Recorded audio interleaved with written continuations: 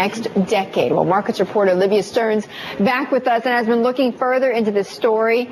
And some say it's about time, right? Some say it is about time. Some say they were facing an inevitable decline in sales, and what they're trying to do is sort of get a jump here, get the good PR on the way down. But this is really a significant step. So as you know, you speak to both the heads of Coke and Pepsi. These companies have been sort of inching towards this for a long time, inching towards healthier offerings. Now what they're doing, though, is the three big rivals, Coca-Cola, Pepsi, and Dr. Pepper Snapple, they've all agreed to voluntarily come together and cut calories by about 20% by 2025. What they're going to do is focus instead on promoting their diet offerings and in promoting water offerings, because of course they all own big water bottling companies, and just focus on smaller sizes, all in an attempt to reduce obesity in America. That's right. And people have been drinking less soda anyway, right, Olivia, because they have been aware of this obesity issue. So is this coming sort of a little bit too late in some respects, right? Some people would say, think about the regulation, the potential tax hurdles they're facing. More than 30 states in the U.S. over the past 5 years have suggested trying to tax soft drinks. So what they're trying to do does look like they are trying to get out in front of it.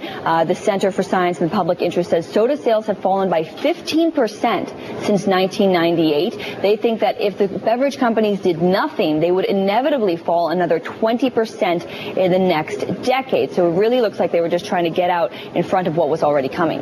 And is this enough to placate these critics? It's a little bit. One of the other important pieces, it's an important step.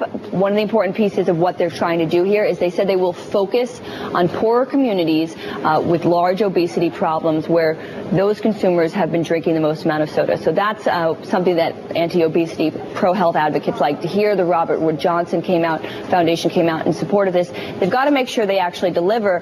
Health advocates, though, say they would also like them to get on board with the tax cuts, too, if they're really serious about getting healthier. All right, Olivia, thank you so much. Olivia Stearns on Coca-Cola and PepsiCo. Now, here's a look at the top tech stories on our Bloomberg West radar. Users having problems with Apple's new software update for the iPhone and the iPad. According to a report by analytics firm Criticism, Apple iOS 8 system causes apps like Facebook to crash 67% more than last year's version. Criticism says the older the phone, the more frequent the problem. This is something Emily Chang was telling us this morning. And some Home Depot customers whose payment cards were stolen are now feeling the pain. A data breach left about 56 million credit and debit cards at risk, according to the Wall Street Journal. Stolen data has been used to drain money from customer bank accounts.